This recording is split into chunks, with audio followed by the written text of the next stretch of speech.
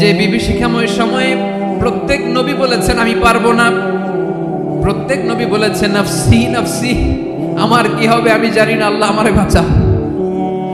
প্রতিটি নবী বলবে নফসি নফসি, আল্লাহ তুমি আমারে বাঁচাও আমারে বাঁচাও। বিশ্ব নবী মাথা তুলবেন, তুলে বলবেন রব্বি হাবলি উম্মতি, আল্লাহ তুমি আমার গুনাহগার উম্মতকে বাঁচাও।